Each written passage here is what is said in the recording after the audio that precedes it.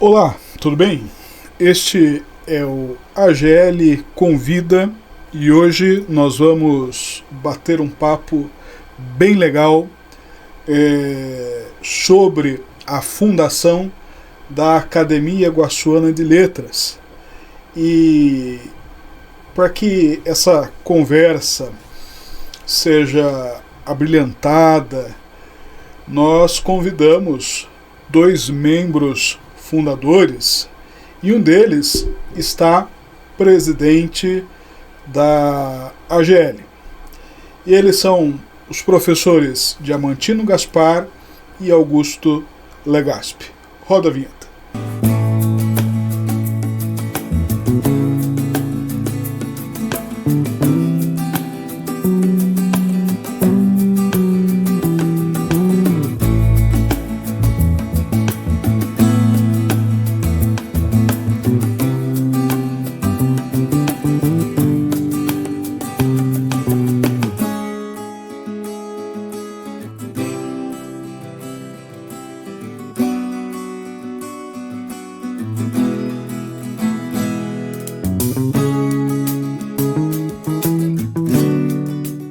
Vamos lá.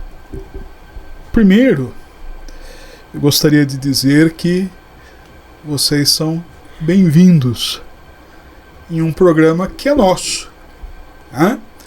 O AGL Convida é da academia. Então, sintam-se à vontade em uma casa que é nossa.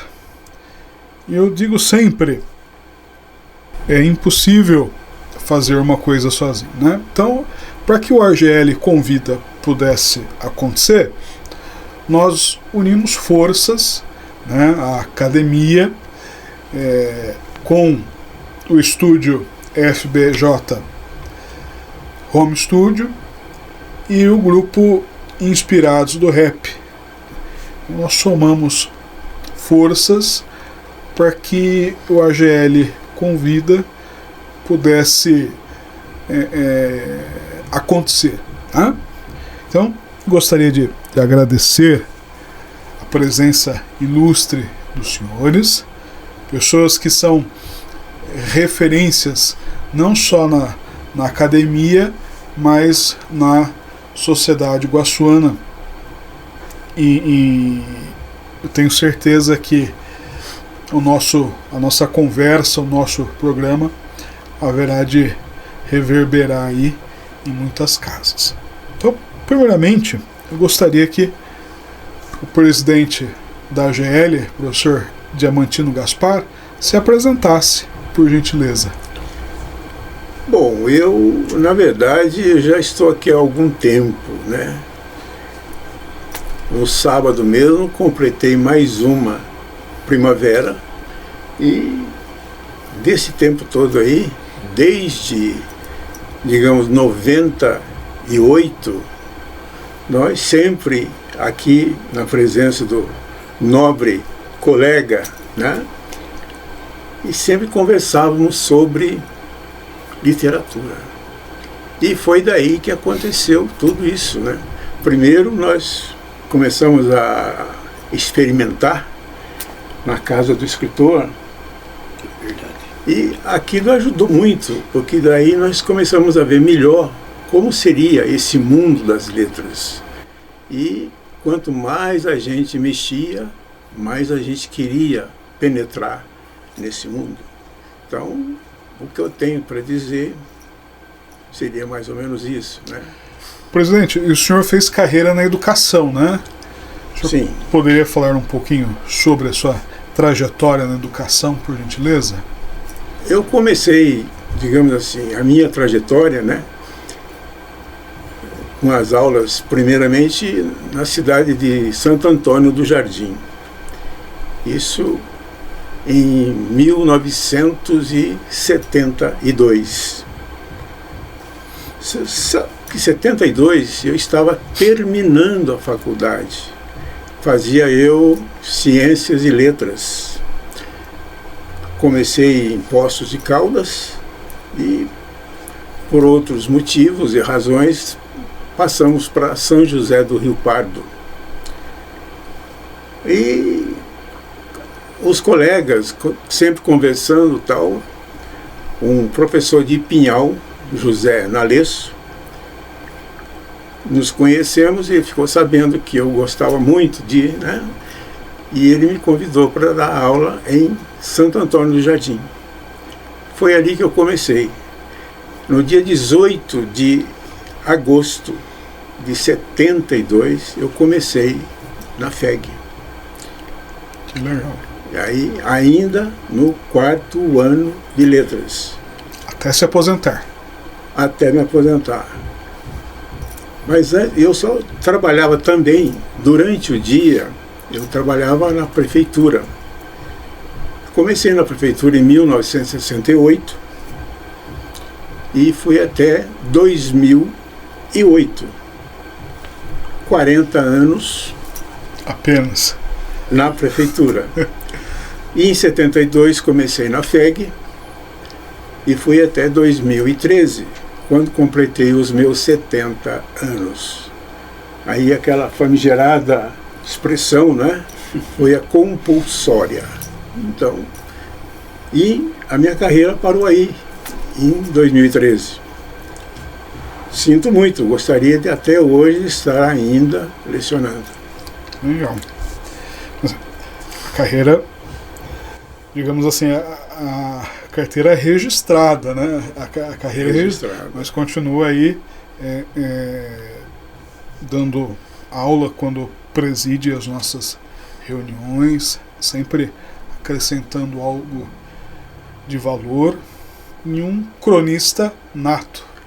E exatamente por isso que aqui do meu lado, eu devo dizer isso e devo tranquilamente. Hoje sou cronista, além de linguista, que é o outro lado que eu gosto muito, graças a esse cidadão aqui.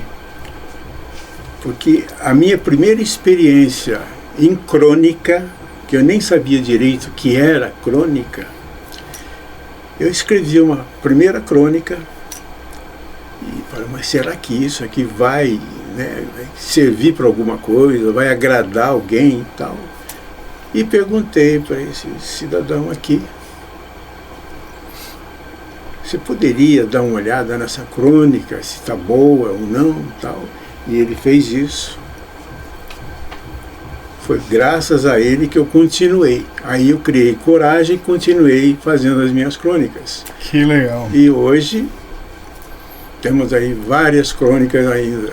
Inclusive publicadas em jornais da nossa cidade. Este senhor que o Diamantino mencionou está aqui no programa pela segunda vez, né? E nós temos a alegria de receber o professor que tem o nome de imperador, Augusto César Bueno Legaspi, que tem um currículo muito extenso, mas uma parte do seu currículo que eu gosto bastante é de historiador da economia, né? Que é uma coisa que todo mundo acha que entende, mas na verdade está longe, porque a economia, né? Eu não sou economista, mas ela é complexa, né? Então seja bem-vindo, professor Legaspi, mais uma vez, né? Que é historiador, professor de história, pedagogo, professor de história da economia, né? Trabalhou muitos anos na rede estadual de ensino e na diretoria de ensino. Seja bem-vindo, professor. Eu gostaria que o senhor desse, né, as suas palavras iniciais no nosso programa. Muito bem, agradeço a sua gentileza nessas palavras que você me disse a respeito. E, na verdade, a semelhança do Diamantino, eu também passei 46 anos trabalhando na área de educação, né? E comecei bem lá atrás, né? Há muitos anos atrás, num curso supletivo que existia em cima do salão paroquial, que era da Marisete Fará, né? E esses alunos, isso foi em 67, eu tinha apenas 18 anos, né? E ela precisava de um professor de história lá para o curso. Esses alunos, eles assistiam aula durante um ano lá, todos os dias, no salão paroquial, lá no centro, né? E no final do ano, ela levava os alunos na cidade de Carmo do Rio Claro, onde tinha e tem ainda até hoje um colégio de padres, né? Que tinha autorização do Ministério da Educação para fazer exames de suficiência em alunos, né? Então aqueles alunos que revelavam condições, eles eram aprovados e tinham o certificado do antigo ginasial, né? Que naquela época não existia o que tem a denominação de hoje. Era o ginasial e depois o científico, o clássico e normal, que eram os 3 cursos de segundo grau. Então eu comecei lá, né? Tive a experiência lá de um ano, depois eu tive que ir para o quartel em Campinas, compulsoriamente também, não foi por livre escolha, né? Fiquei lá um ano, e depois voltei, comecei a cursar História, né? Terminei em 72. Nesse intervalo aí de cursar, em 1970, eu lecionei no Colégio de Estado, lá em Águas de Lindóia, durante um ano. Depois eu perdi as aulas porque teve uma remoção de professor efetivo, ficou com as aulas e eu acabei ficando sem as aulas. Aí voltei para cá, e aí então, em 72, o ano que eu me formei em História, eu consegui umas aulas numa escola particular que havia em Mojimirim. E era muito difícil vagas em escolas do Estado, de Montinho lembra disso, porque eram poucas escolas do Estado. Você tem uma ideia aqui, que tinham além do 4º ano primário, do antigo primário, né? Com o antigo ginásio, que hoje é o Fundamental 1, né? Isso. Nós tínhamos o João Bueno, o Luiz Martini, eu acho que só, né, de Montinho nessa época. Só. Não tinha mais. Nem o Padre Armani existia. Não, o Padre Armani era o antigo primário. Ah, o antigo primário. Assim como o Giovanni, o Marcos. Sim, entendi. Eram todos de 1ª a 4ª série só. Entendi. Terminava ali, então, ou ia para o Luiz Martini ou para o João Bueno fazer o antigo ginásio. E ainda um monte de professores de fora que vinham pegar aula aqui também, porque não tinham aula na região, era a mesma coisa. Então vinha todo mundo para cá com um monte de pontos. E você não conseguia aula aqui, era a maior dificuldade. Eu tive uma sorte danada de conseguir nessa escola noturna de Mojimirim, onde eu fiquei até 78, quando eu prestei o concurso de professor do Estado. Fui aprovado, ingressei, né? Depois tive que ingressar lá em Franca, né? na região de Franca, porque não tinha, naquela época História não existia no antigo 1º grau, né? Só no ensino médio. Então eram poucos os cargos. E como eu tinha lecionado em escola particular, eu não tinha pontos, né? Então eu acabei pegando aula lá na região de Franca, onde eu aproveitei para fazer pedagogia, que era de perto, né? Ituverava ficava pertinho ali, tinha uma estradinha vicinal, né? Que ligava as duas cidades, 15 minutos eu estava em Ituverava. Então eu aproveitei para fazer pedagogia lá nesse tempo que eu fiquei lá. Aí consegui uma remoção para o João Bueno, onde eu comecei dando aula de História, e depois passei a ser vice-diretor.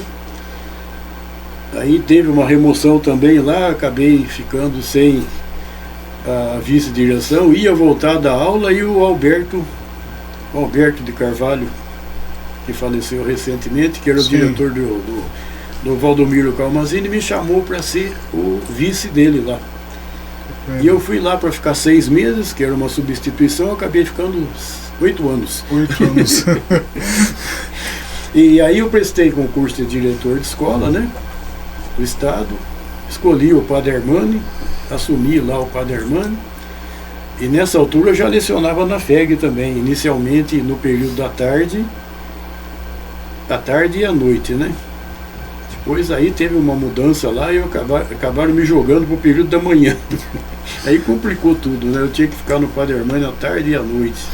Aí depois eu fui para a diretoria de ensino, né? Atual diretoria de ensino, onde eu fui supervisor e fui dirigente regional de ensino adjunto. Tinha o titular, que eu férias, afastamento, licença, reuniões em São Paulo, eu substituí ali durante os 8 anos que eu fiquei lá. Aposentei, achei que eu ia pescar, né? Aí, no dia seguinte, me chamaram na Faculdade de São Francisco, que hoje não existe mais, né? Que é a Unimogi comprou São Francisco. E acabei ficando lá como secretário acadêmico da faculdade por mais 13 anos. 13 anos. E ainda acumulando com a direção do Colégio Integrado São Francisco, o colégio de primeiro e segundo grau que existe lá até hoje. Né? E nesse meio de tempo, conversando muitas vezes com o Gaspar a respeito de fundarmos uma academia de letras em Mogi Guaçu, desde 1975, faz 50 anos que nós estamos tentando, né? Quer dizer, tentamos durante 25, aí no 26º ano nós conseguimos que ela se tornasse realidade, né? E nós tentamos uma vez lá no prédio da Corporação Marcos Vedovelo, reunir um pessoal lá, isso em 75 ainda, né? Mas não deu certo porque acho que não era ainda o momento, né? Mais tarde, 25 anos depois, aí deu certo de já começar a AGL. E está aí firme e forte até hoje, né? Que legal. Bom, como vocês mencionaram, embora a academia tenha sido fundada em 25 de setembro de 1999, ela foi pensada na década de 70. Como que vocês imaginavam que era uma academia, o que seria uma academia, o que se fazer uma academia de letras e quais eram as referências de vocês? Vou começar, professor. A minha primeira, digamos assim, isso aconteceu em Poços. Fiz meu primeiro e segundo ano em Poços, letras, e tive um professor lá, e aí a coincidência é simples coincidência. O nome desse professor era Gaspar. Não sei o que aconteceu, mas era isso. E ele foi o primeiro cidadão que me motivou a escrever alguma coisa. Foi ele que... E daí, saindo da faculdade, eu esqueci aquilo. Eu consegui editar um pequeno livretinho, mas é coisinha, acho que não tinha, tem até hoje, não tem 10 páginas. Mas bem pequenininho e tal, parece um livrinho de bolso, com poesias, tudo mais. Graças a esse professor. Aí dali parece que eu senti que, puxa, é interessante, por que não continuar? Aí um belo dia eu comecei a contar as coisas que eu conhecia, as coisas que eu tinha visto, né? E a primeira crônica, pedi para o Legaspi fazer uma pré-análise, né, para ver se seria interessante ou não continuar isso. Ele simplesmente falou, continua, e eu continuei escrevendo. Interessante. E quais eram as suas referências, professor? O que o senhor lia, né? Autores da época, ou autores do passado, como Machado de Assis? O que estava disponível para que o professor pudesse se interessar por literatura? Exatamente. Eu acho que aí pesa muito a faculdade de letras. Qual era a matéria-prima, né, da nossa faculdade, do nosso curso? Os escritores, a literatura, né? Tanto é que até literatura americana nós tivemos que estudar, entendeu?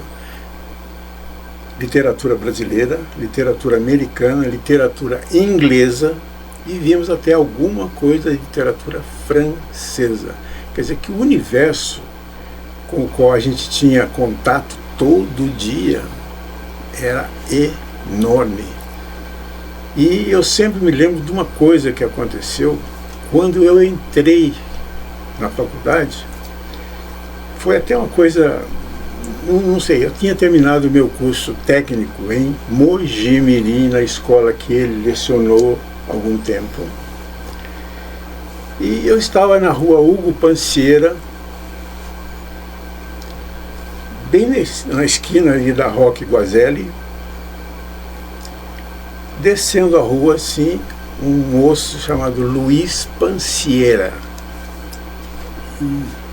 que faz muito tempo que eu não vejo, sei que ele é vivo ainda. E aquela história, oh, como é que tá? Tudo bom? Tal, conversa aqui, conversa de lá e tal, tal, tal.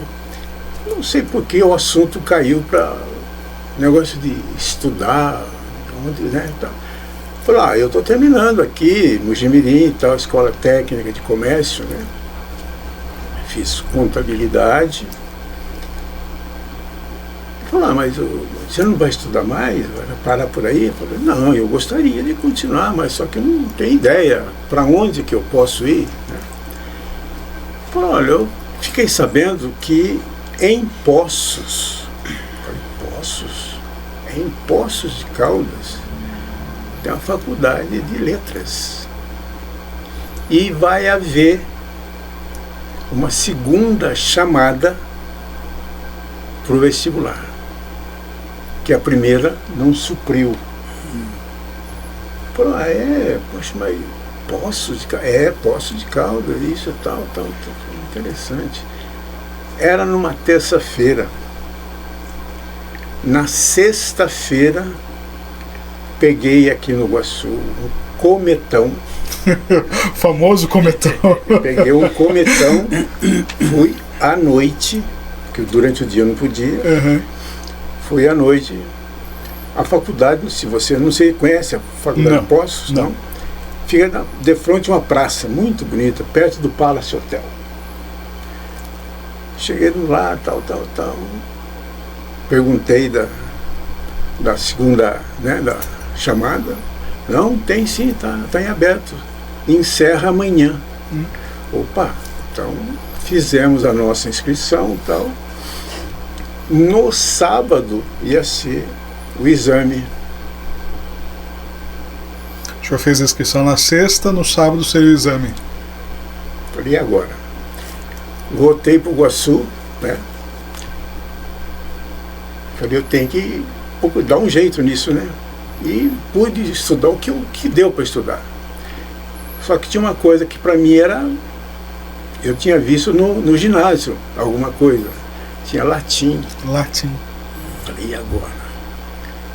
E procurei os livros que eu conhecia, tal, e fui para a segunda chamada. Consegui, fui aprovado, tal. No final dessa segunda chamada, até o secretário da faculdade, ele era professor também, e era com ele, era uma espécie de uma entrevista. Eu tinha feito tudo já, português, matemática, aquela coisa toda, história e tal. Aí sentamos assim, ele na frente, eu aqui, tal. Ele falou, a primeira pergunta é a seguinte: você gosta de ler? Eu estava sentado. Falei, gosto de ler, sim. Então, tudo bem. Pode ir, o senhor está aprovado. E comecei minha faculdade. Foi graças a isso daí que eu, durante o curso, ia aprendendo mais, entendeu? Então, aulas de inglês, por exemplo, eu nunca tinha visto nada parecido. Nós fazíamos cenas de teatro em inglês. E que outro detalhe, você entrou na sala de aula, o nosso curso era à noite. Você entrou na sala de aula, a professora, você não podia falar uma vírgula em português. Tudo em inglês. Para entrar, você tem que pedir licença em inglês. Isso tudo leva a um lugar só. Entendeu? Você começa a pegar gosto pela coisa, vai aprendendo mais. Quanto mais aprende, mais você quer aprender. Então, são coisas que acontecem com a gente, né? E é interessante porque eu vejo que tudo isso contribuiu para que o senhor tivesse algumas facilidades em compreender, porque o cronista é aquele que faz a leitura da sua época, né, do seu cotidiano, do cotidiano da sua cidade, do país, e todas esses aprendizados são ferramentas na construção da crônica, né? Exato. Você vai juntando, né? Vai somando tudo isso, e no final o que você tem é uma crônica. Entendeu? Então, já tentei uma vez, mas não foi possível, né? Mas eu quero ainda terminar, e tem um projeto agora que eu vou iniciar. Eu quero vou contar a minha história. Que legal. É isso que eu quero ver se eu consigo fazer. Que legal. Professor Legaspi, nós sabemos que a partir de 1968 foi um estopim de uma série de movimentos sociais iniciados lá na França, né? 1968. A partir daí a coisa foi ganhando proporção na Europa, Estados Unidos. Aqui no Brasil nós tivemos alguma coisa. Nesse período, né, década de 60, 70, quando a academia foi pensada, o que no Iguaçu chegava de literatura? Se é que chegava alguma coisa, o que chegava de literatura para vocês, para os jovens da época? Bom, Luiz, eu sempre gostei de ler, né? Desde 8, 9, 10 anos. Naquela época, a prefeitura era na Siqueira Campos, onde é a do Remir. Era uma casa antiga que tinha lá, né? A tesouraria ficava logo na entrada, né, para o pessoal recolher os tributos, né? O Dadá que ficava ali recolhendo os tributos. E lá no fundo da casa ficava uma biblioteca, por incrível que pareça. Existia uma biblioteca em Mogi Guaçu nessa época que eu era criança. Isso aí foi 59, 60, por aí. Aliás, o fundador dessa biblioteca foi o João Bueno Júnior, o Zico Bueno, quando ele foi presidente da Câmara, se não me falha a memória. Ele que fez todos os esforços para que essa biblioteca funcionasse. Quem atendia lá com a maior gentileza possível é a dona Licinha Artigiani. Mulher de Venâncio. E o José Zene. Os dois ficavam ali na biblioteca atendendo quem precisava. E era uma biblioteca muito boa. Eram uns livros antigos. Esse Zé Zene, né? Era o porteiro. Isso. Ele era o porteiro da prefeitura. E ele ficava lá junto com a dona Licinha, dando uma mão para arrumar os livros, ajeitar tudo ali. E quando não tinha ninguém querendo entrar na prefeitura, ele estava lá no fundo com a dona Alice. E aí eu ia lá e tirava vários livros, né, com 8, 10, 11, 12 anos. E foi ali que eu comecei, né? Então, não tinha muito tempo, porque eu estudava no Luiz Martini e ajudava o meu pai na farmácia. Então eu ia ter um tempinho para ler só de noitão lá, umas horinhas contadas ali, porque logo no dia seguinte começava a maratona com a dona Almerinda lá, 8 horas da manhã, e ia na farmácia o restante do dia. E um detalhe interessante, o Dr. José Figueiredo de Andrade, aquele médico famoso aqui de Mogi Guaçu, ele residia ali numa casa que depois a Roseli Rodrigues mudou lá, o Juvenal, pai dela, mudou lá.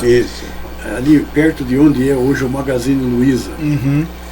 E ele tinha lá na sala dele... Na loja 100. Sim. A loja 100, onde é a loja 100. Loja 100, entendi. Isso, loja 100. Onde é a loja 100. Isso, exatamente. É bem para cá um pouquinho. O Magazine Luiza era onde era a escolinha. Isso, o ginásio Rui Barbosa. Isso. E ali ele tinha na sala um armário envidraçado, com porta de correio, tudo cheio de livros. Aquilo para mim era um... E por sorte a minha mãe era amiga da dona Otília, a mulher dele, né? Então eu tinha as portas abertas para entrar lá a hora que eu quisesse, pegar o que eu quisesse. Para ter uma ideia, com 12 anos eu li a coleção inteira do Sherlock Holmes. Eu com 12 anos, né? O Estudo em Vermelho, o Signo dos Quatro, e aí vai, o Cão do Baskerville. Olha aí. Pensei nele agora.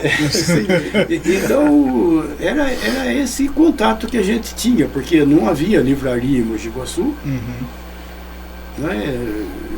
E essas duas referências é que a gente podia contar para ter algum contato com os livros, né? A biblioteca ela foi fundamental, na formação literária de vocês. Né? Sim, sem dúvida. Depois aí abriu a outra biblioteca, aquela fechou quando mudou o prédio da prefeitura, né? Dali eu nem sei, foi para Paula Bueno, né? Foi para Paula Bueno. Aí, foi onde eu entrei na prefeitura, na Paula Bueno, na frente do Samai. É uma casa velha, antiga. Só que ali parece-me que não tinha espaço para a biblioteca e ela acabou sendo desativada, né? Essa antiga biblioteca que era lá na do Remy. Mas aí, logo em seguida, abriu uma biblioteca no clube recreativo ali, aquele sobradinho que foi o Senac. Na praça. Sim. Na praça, né? Eu me lembro que embaixo era o museu e em cima a biblioteca, né? Muito boa a biblioteca, por sinal. Eu não me lembro que ano que foi que começou, mas foi bem depois da outra lá que foi extinta. Mas aí também eu me servi daquela biblioteca por muitos anos, né? E foi aí que eu desenvolvi esse gosto da leitura. Um detalhe interessante, naquela época, o seu Jairo Franco de Paula, que era um jornalista antigo de Mogi Guaçu, ele era representante da comarca, do Guaçuano, que era um jornal antigo que tinha aqui, do estado de São Paulo, o jornal, também, né, a Folha de São Paulo, ele pegava assinaturas e tal, e ele também era representante da editora Saraiva. Lembra da editora Saraiva? Ela tinha um clube do livro que, por um precinho muito barato, porque era uma editora grande e fazia uns livros bonitos, até com capa colorida, tudo, né? Mas não era encadernado, era brochura, mas muito bem feitinho. E cada mês surgia um livro. Então, quem ficava sócio ia lá na casa do seu Jairo, que era ali na rua José de Paula, onde tem um estacionamento ali do lado da Companhia dos Imóveis ali. Sim. A casa dele era ali, né? E a gente então pagava a mensalidade e retirava o livro do mês com ele. E tinha muitas pessoas de Mogi Guaçu que, como não tinha livraria aqui, era uma única forma da gente comprar um livrinho novo de vez em quando, né? Que legal. Você guardava um dinheirinho ali no final do mês, ia lá, comprava o livrinho do seu Jairo, no outro mês já vinha o outro, e ia formando a biblioteca em casa, né? Que bacana. E qual foi o marco histórico para que em 99, no dia, a academia foi organizada um pouco antes, né? Uns dias antes, né? Mas qual é o marco histórico para que em 1999 fosse batido o martelo e estruturada a GL? Bom, aí nós temos que reconhecer a presença da Ângela. Eu não me lembro do sobrenome dela. É mulher do Ângela da Costa. Ângela da Costa, exatamente. Ângela da Costa. Foi assim, essa ideia da academia estava latente, a gente conversava, tentamos lá naquela ocasião, no prédio da Marcos Rodovelo, mas não deu certo. Faltava sempre um lugar para fazer as reuniões, não tinha onde. A academia, se existisse, não tinha recursos. Então, onde é que ia fazer as reuniões, né? Aí o que aconteceu? É aquela história, né? É o tempo certo, a hora certa e o momento exato de acontecer alguma coisa que precisaria existir, né? A Ângela Costa, ela, na época, ela tinha um cargo em comissão na prefeitura e parece-me que na área de cultura mesmo, do museu. O museu, na época, estava ali na estação antiga da Mogiana, no centro ali. E a Ângela, então, olhando aquele espaço enorme que tinha, teve uma ideia. A biblioteca também estava ali, né? Ela teve a ideia de chamar as pessoas que estavam interessadas em literatura ou em fundar a Academia Guaçuana de Letras para fazer uma reunião preliminar para que essa, então, fosse efetivada, a academia. E deu certo, né? Teve algumas reuniões, aí já veio um pessoal de Itapira que também eles tinham lá uma academia de letras e artes. Não era especificamente de letras só como a nossa. Mas eles nos trouxeram assim, muitas informações, dicas de como instalar a academia, o que precisaria fazer e tal. E tudo isso ajudou muito naquele primeiro momento. E aí então a academia se estruturou e de lá para cá ela teve uma vida contínua de 26 anos que serão completados agora no dia 25 deste mês. Diamantino, o senhor fez menção da Casa do Escritor. Tá? Qual é a diferença da Casa do Escritor para uma academia de letras? Eu diria, em cima dessa que o Legazpi acaba de contar, que também influenciou de alguma forma a existência da Casa do Escritor. E eu quero crer que a Ângela, não só a Ângela, também, teria já, digamos assim, amizade, conhecia tal. Aí entra no cenário uma figura que todo mundo conhece muito bem, tal de Marinês Pereira. Casa do Escritor começou aí, entendeu? Ou seja, era um grupinho. A Mirtes também, né? É o que eu ia dizer. Olha, a Mirtes, né, que praticamente não tinha nada com a coisa. Ela acabou se envolvendo ali também. Se envolvendo e participava com a gente das reuniões. Essa Mirtes era da educação também? Era da educação, não é? Eu acho que sim. Sim, é da educação. Eu acho que sim. Era educação e cultura, tudo junto. Exatamente. Então, eu quero crer que a Casa do Escritor ajudou, entendeu? Né? Deu um empurrãozinho nesse momento da criação, da fundação da academia. Quer dizer, juntou esse aqui, aquele lá, mas aquele ele também gosta. E daí foi. E quanta gente surgiu assim, né? Assim, é interessante porque vocês, escritores da época, de alguma forma, se interessavam por literatura, cultura, em algum momento se encontraram. Né? Tá certo? Vocês não se conheciam, um dava aula junto com o outro, assim foi. Mas, por exemplo, a Dona Maria Inês, ela veio de fora. Veio de fora, né? Como que vocês se descobriram? Porque hoje nós temos as redes sociais, né? Então, qual era a rede social da época? A Casa do Escritor. A Casa do Escritor. É aí que o pessoal começou a se conhecer, reunir, tal, fulano e tal. Não tem nada a ver, mas só para fazer uma menção. Sim. Algum tempo atrás, na academia, agora, eu acabei criando, naquela parte da reunião, que fala assim, palavra livre e tal, eu simplesmente achei interessante mudar aquilo. Você viu qual é o nome que eu... Tertúlia. Você já viu o que é tertúlia? Tertúlia é isso. É a reunião de pessoas que gostam de fazer a mesma coisa. Entendi. Para mim, a Casa do Escritor era uma tertúlia.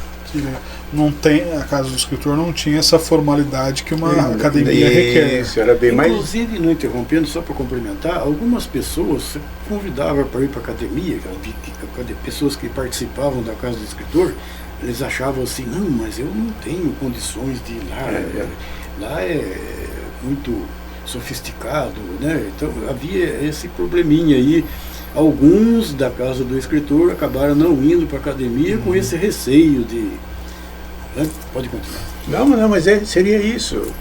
Quer dizer, eu acho que eu participei na Casa do Escritor, né? E eu sentia que aquele pessoal que ia aos sábados, né?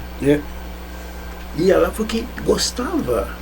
E acontecia onde as reuniões da Casa do Escritor? No clube recreativo. No clube recreativo. Lá em cima, né? Lá em cima. A parte de cima que era a biblioteca e tinha um espaçozinho ali que usava para fazer reunião da Casa do Escritor. Entendi.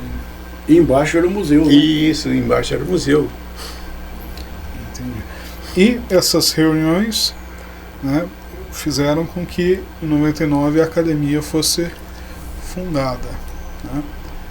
E gostaria que vocês falassem um pouquinho de como que foi, por que em 99, o que aconteceu naquele dia, por que foi aquele dia, na onde foi, qual que foi o processo, né, para que culminasse na fundação. Então, o motor fundamental aí foi a Ângela Costa, né? Ela que... Ela é uma pessoa muito dinâmica. Faz tempo que eu não a vejo, não sei como é que ela está, mas ela é muito dinâmica. Uhum. E ela juntou com a Marinês. E aí as duas fizeram o resto, né? Uhum. Aí o doutor Moreno também. Olha só. O senhor Duprá, né? O Zé Maria Duprá. O Cícero Alvernaz também. Capitão Mauro. Capitão Mauro. Né? Quando ele chegou lá, né? Isso. Nossa, é difícil lembrar, assim. Vai vindo devagarinho. Né? Jocas. O Jocas é dessa época. Sim. Nós vamos você trazê-lo aqui. imagina, bom, você já viu na reunião o Jocas, daquele jeito descontraído, totalmente, que ninguém consegue fazer igual. Ninguém consegue. Não. Você vê? Mas não, é fora de série, entendeu? Então eu sempre via primeiro a casa do escritor e depois a academia. Claro que a academia ficou algo mais, como é que fala? Sofisticado, né? Mais pomposo, tal, mais formal. Né? Aí surgiu aquela ideia de estatuto, não sei o quê, tem que ter um estatuto. Regimento. Quer dizer, nós fomos absorvendo essas coisas, né? Sim. Mas no fundo é aquilo lá. E quem sempre personificou isso tudo, Marinês. Sempre. Marinês sempre presente. Sempre. E naquela época, complementando o que o Diamantino colocou, era mesmo uma responsabilidade muito grande, porque existia a Academia Brasileira de Letras, a Academia Campineira de Letras e a Academia Sanjoanense de Letras só. Não tinha mais academia em lugar nenhum. Então, eu até ouvi isso, não sei se o Diamantino chegou a ouvir. O que vocês estão pretendendo montar uma academia de letras em Mogi Guaçu? Eu ouvi isso também. Você ouviu isso também, né? Isso aí não vai durar 6 meses, né? Olha, está durando 26 anos ininterruptos. E se Deus quiser, vai durar 180 anos e não 18 meses. Claro, vai ficar aí para a posteridade. Sim. Que legal. E o que se faz numa academia de letras, professor, além dessa tertúlia? Aí vem aquela outra parte, né, que eu diria mais oficial, né, ligado? A produção de um sarau, entendeu? Um concurso, né, de poesia e tal, que também foram feitos. A gente nota o entusiasmo do pessoal. E um deles, que para mim é demais, está no céu, esse que deixou a gente há pouco tempo. Você precisa ver o que ele fazia. Sim, professor João Vitor Rossi. Exatamente. João Vitor também foi o fundador. Não, ele entrou ele depois entrou, junto comigo, logo depois. Também no início lá, né? O Barzon também fez parte da Dr. Barzon. Luiz Henrique, né? Luiz Henrique, ele também fez parte. O irmão dele também, o Renato. Né? Aí, problemas profissionais, horários, né, que não davam certo, eles acabaram não frequentando mais, mas foram 2 aquisições excelentes. Nossa, foi muito produtivo. E qual que foi, Legaspi, esse dia? O que aconteceu nesse dia? Quem estava presente na fundação da academia? Todos aqueles que eu citei, né? Esse pessoal de Itapira que veio reforçar um pouco, nas primeiras reuniões eles também participaram. Depois aí nós começamos a convocar novos interessados em fazer parte da academia, né? E aí foi aumentando. Você perguntou onde funcionava inicialmente. Na estação ferroviária antiga. Onde ficava as reuniões eram ali. Eram ali. Entendi. Eram ali. Teve uma reunião também, que eu acho que o Cícero que fez a menção, que foi na Câmara Municipal. Não, essa foi da posse. Essa foi a posse solene. Ah, entendi. Eu mandei para você ter uma aqui. Uhum. Entendeu? Então você vai ver aí. Ah, legal. Entendeu? E essa, inclusive, esse daí é do jornal. Você precisa ver. Nossa, eu achei aquilo muito bem feito. A cobertura que a imprensa na época, né? Que nossa, impressionante. Nós funcionamos também em vários locais, né? Além sim. Porque teve um probleminha ali na estação antiga da Mogiana, porque como as reuniões eram nos sábados, tinha que pagar hora extra, a prefeitura tinha que pagar hora extra por funcionário abrir, ficar lá até terminar, depois fechar. E aí, não precisa citar quem foi, né?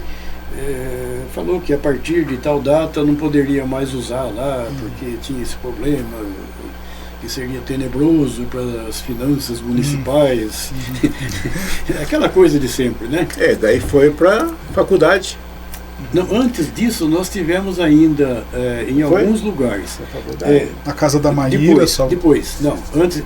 Na casa da Maíra, parece que uma ou duas reuniões. Isso, antes de ir lá para a faculdade, que ficamos lá muitos anos, sim.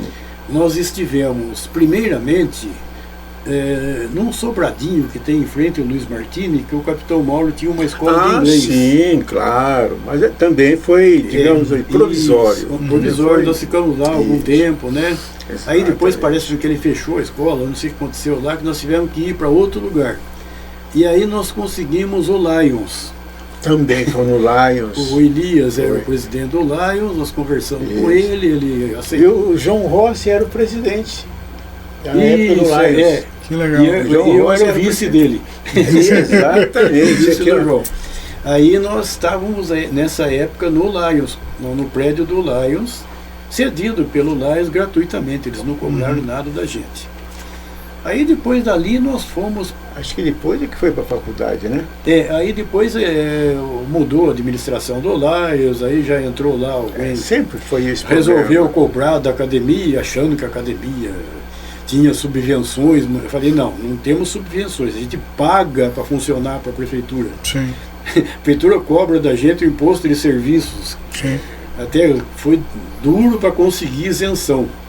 Mas como é que vocês cobram uma coisa de quem não tem renda, não tem receita?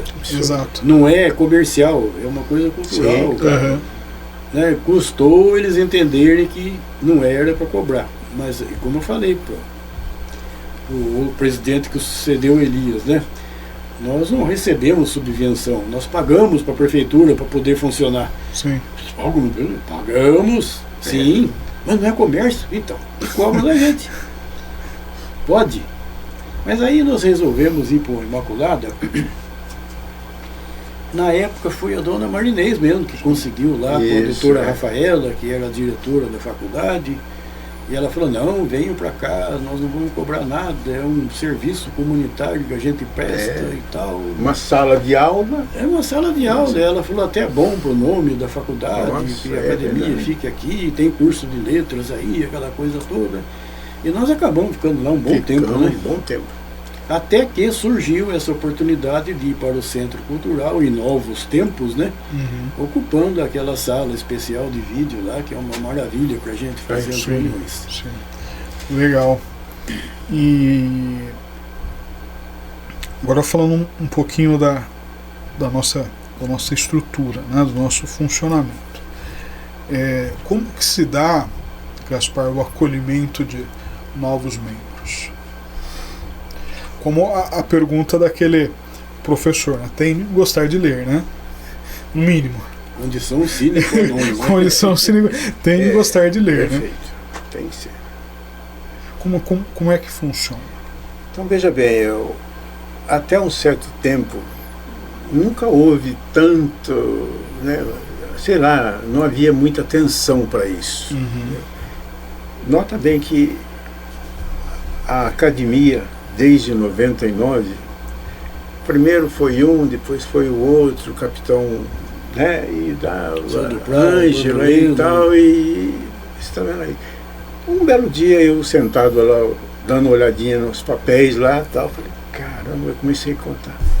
7 já foram. Nós chegamos uma determinada época, nós tivemos quase 30 membros da academia. Hoje nós temos 21.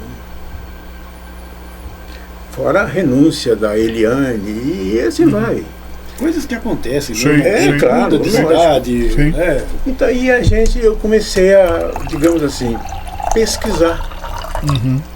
Eu comecei a procurar nos estatutos das academias no Brasil. E, sem querer qualquer coisa, até Lisboa eu andei xeretando para ver como é que funcionava isso. A academia tem um grupo, né, um número de membros aí e tal, e isso vai diminuindo, tal. Como é que fica isso? Todos os estatutos contemplam isso. Como? Ah, morreu fulano, tem um prazo para você abrir a inscrição para um novo membro. Uhum. Foi o que nós fizemos no ano passado. Conseguimos a duras penas três membros. E muita gente ainda me pergunta, não, sério mesmo, me pergunta, mas tem o fulano assim, ele está querendo entrar na academia, como é que ele faz para entrar? E eu vou tentando escorregar porque está difícil hoje. Porque é um processo que demora um pouco. Sim. Você não pode fazer isso numa semana. Não tem jeito, né? Quer dizer, o fulano quer entrar na academia, tudo bem, mas aí aquilo que você falou, o que ele faz no dia a dia? Uhum. Né? Então, base seria isso, né? Então ele vai ter que mostrar quantos livros ele escreveu, o que ele escreveu, tal, enfim, mostrar que ele é capaz, né? Tudo bem, o resto é só, né, formalidade. Sim. Eu, particularmente, acho que essa forma, e aqui falando como acadêmico, eu acho que essa formalidade ela é necessária. Exatamente. A liturgia, o processo, ele é pedagógico. Uma oportunidade eu ouvi de alguém: cuidado com quem nós escolhemos, porque esse alguém pode ser presidente da instituição. Olha né? só, tá vendo? Não é verdade? Não vou falar que eu ouvi do Legaspi, né? Pode ser, não pode? Pode. Isso Daí- pode determinar os rumos. Daí o cuidado que você tem que ter em saber quem é a pessoa, Exatamente, fazer uma é. pequena investigação da vida pregressa Sim. dela, para saber se não tem nenhum inconveniente, né? Porque assim, nem tudo são louros, porque nós já recebemos pessoas que depois deixaram de caminhar conosco. Você veja, é por aí, Ah. então você nota por aí, né? Por que essas pessoas que nos deixaram, por que será que eles cismaram de nos deixar? Não tinha nada a ver com Ah, aquilo. interessante, né? Uhum. E alguns deles, até eu sempre acompanhava, entendeu? Quer dizer, a vida do cidadão aí fora, né, no campo das letras e tal, ele faz poesia disso, não sei o que lá, participa de um concurso lá, no outro ganhou no Rio de Janeiro e tal. Por que você saiu da academia então? Aqui é onde se faz isso, não é verdade? E hoje nós temos 3 casos assim, entendeu? Apesar desse status de imortal, né? Mas eu acho que, na minha modesta opinião, academia não é um lugar de holofotes. Exatamente. Por isso que nós chamamos de academia, né? É um lugar onde a gente produz, onde a pessoa ela é preparada, né? Onde eu mostro para o meu colega uma crônica, ou uma poesia, um conto, e ele vai, né, dando alguma opinião, o outro também, e assim eu vou. Então é um lugar de preparo, é um lugar de aperfeiçoamento. Tem a tertúlia necessária. Por isso que surgiu a ideia da tertúlia. Então, quando se reúne, você gosta de escrever, ele gosta de falar, o outro gosta, Vamos lá. Junta todo Quer dizer, mundo eu ali. aprendo contigo, Sim. você aprende comigo, eu aprendo com ele e todos nós. Quer dizer, é um lugar onde a gente vai, eu diria honestamente, para se enriquecer. Eu sempre penso assim, você vai a uma reunião da academia, você entra X, você não sai mais X, você verdade. sai X, outra. Y. É ou não é? É. Você abordou uma questão aí que, aproveitando o ensejo, né? Eu já ouvi muito essa colocação. Mas por que vocês são imortais? Né? Aquela designação que quem é membro da academia é imortal. Então tem que explicar, né? Imortal não é a pessoa do acadêmico, são as obras que ele produziu. Exatamente. Porque essas obras vão ficar aí. Dependendo da qualidade delas, elas ficarão aí per omnia secula seculor, aproveitando o latim aí do vestibular, né? E aí então vai ser uma coisa perene, para sempre, né? Mas E não como- é o autor Sim, em si. sim, É como o Luiz Fernando Veríssimo, falecido recentemente. exato. Ele faleceu, mas a obra dele vai ficar aí por muitos e muitos e muitos anos. E como diz aquele brocardo em latim, professor? Exatamente, é isso que eu gostaria, se não querendo. Outro dia eu estava até consultando as nossas atas, né? E a gente revê as coisas que aconteceram. Uhum. E teve uma reunião, tem até lá o dia que foi feito isso e tal. Por coincidência, foi eu que eu dei a sugestão. E foi aceito, tudo bem, tal. Então eu perguntei naquele dia, e foi na faculdade, por que não adotar um lema latino, tudo bem, que consiste no seguinte: verbis volat, escrita manent. Guaripuna, você sabe o que é isso?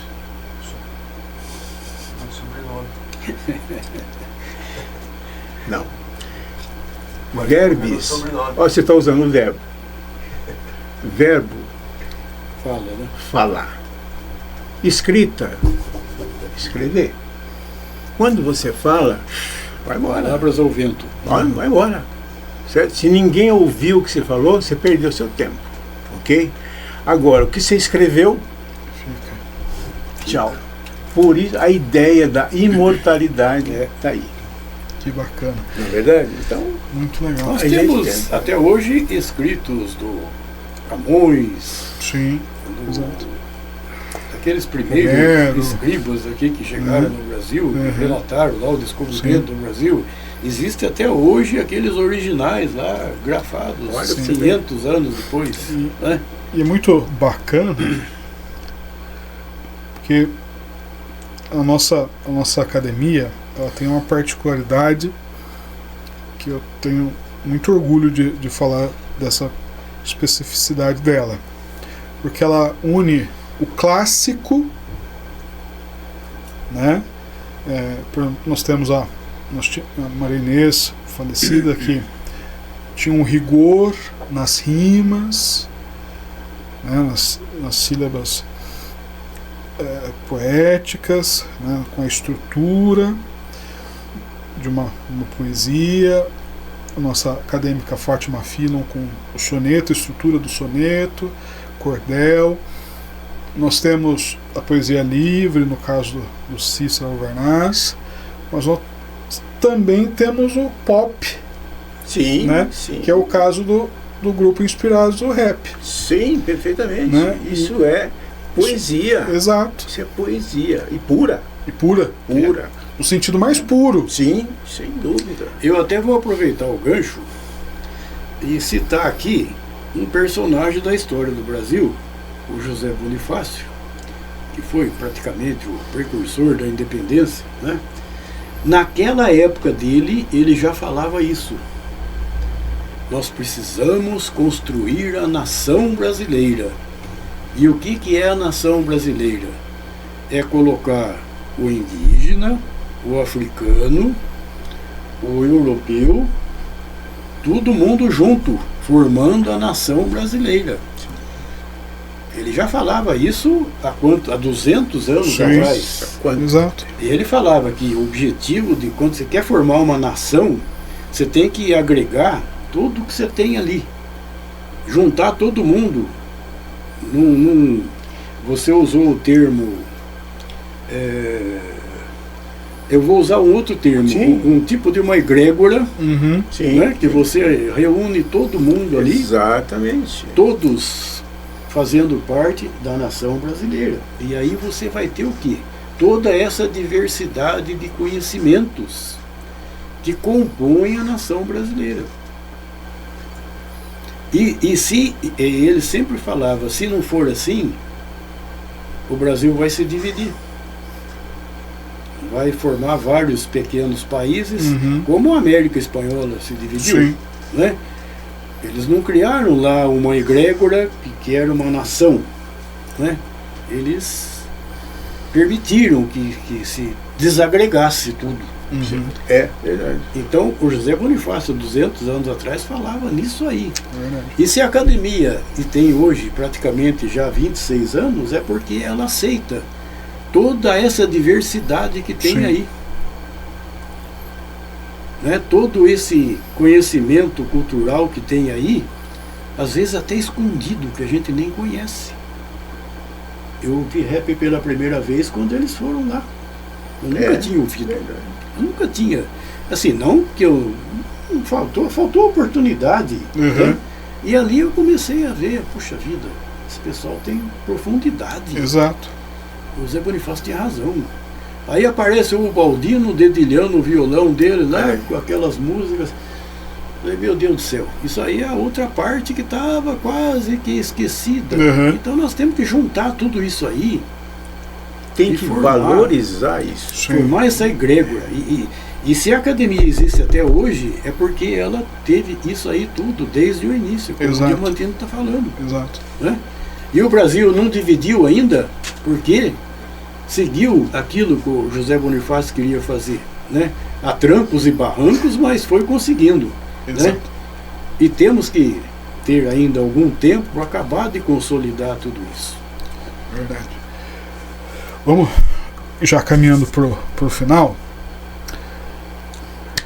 Nesse aniversário de 26 anos da academia, as nossas reuniões normalmente são fechadas, mas nós teremos reunião aberta para o público conhecer a GL, professor? Não foi nada pensado nesse aspecto ainda, né? Quer dizer, estamos pretendendo, no caso, né, comemorar, como sempre nós comemoramos todo ano, no aniversário da academia, com alguma coisa mais light, vamos dizer assim, né? Essa reunião que você está dizendo, solene e tal, ainda eu acho que não está havendo ainda condição para fazer isso. Né? Eu digo assim, uma reunião aberta para que as pessoas possam ir. Bom, poderia, sim, eu sou por isso, eu acho que é interessante, né? No mesmo local ali, claro, sim. Para as pessoas, pelo menos, ter uma ideia do que é. Porque como nós estamos gravando esse programa, várias pessoas vão ver, talvez surja aí a curiosidade, sem dúvida, pela academia, né? E nesta reunião aberta, né, é uma oportunidade de conhecer sem dúvida a academia, né? E muito bacana essa conversa que nós tivemos. Uma pena ela estar acabando, né? Mas nós vamos marcar um outro programa para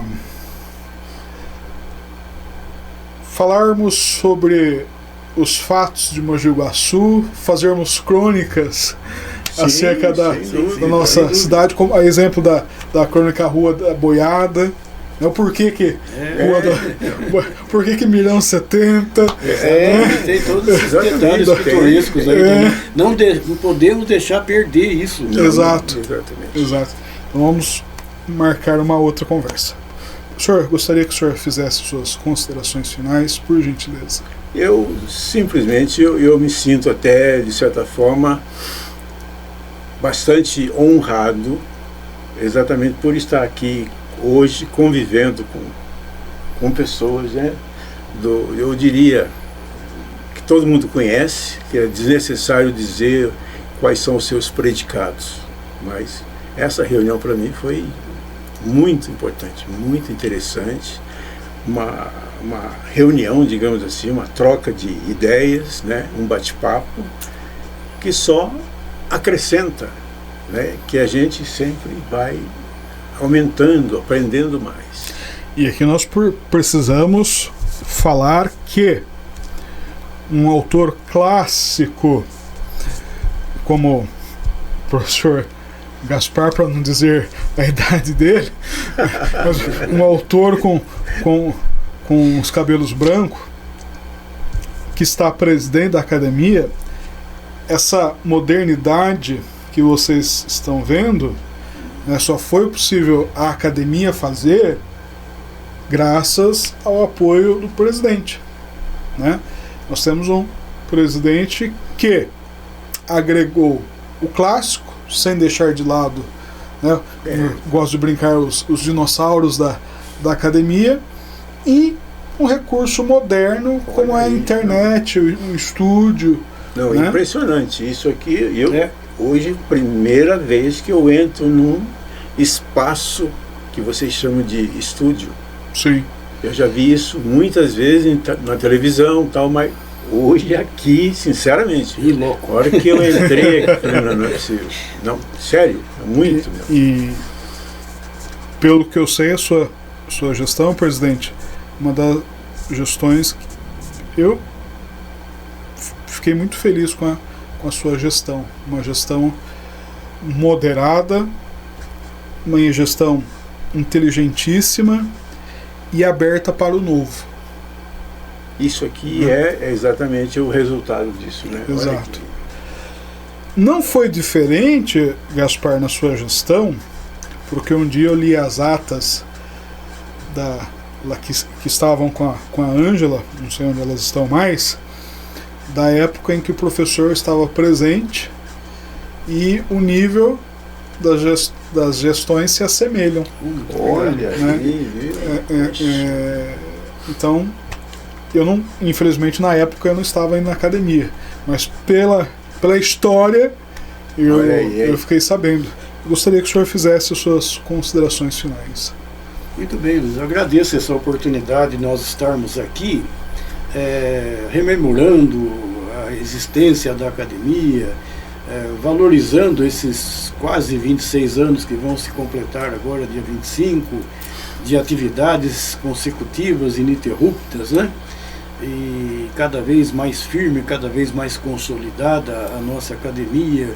E vamos já começar a pensar em acrescentar novos elementos. Sim. Para que ela permaneça cada vez mais fortalecida. Agradecer a todos então que colaboraram aqui, o Rodrigo, o Jamilão, todo mundo. Sim. Estou muito satisfeito de estar aqui falando sobre a nossa estimada academia. Eu agradeço. E, mais uma vez, o AGL convida, é uma parceria entre a Academia Guaçuana de Letras, FBJ Home Studio, Projetos Anjos da Rua e Grupo Inspirados do Rap Nacional. Peço que vocês curtam esse conteúdo, se inscreva no canal da Academia e compartilhe esse programa para que pessoas possam conhecer a AGL e, quem sabe, se tornar membros efetivos da nossa academia. Então, muito obrigado e até a próxima. Parabéns, viu?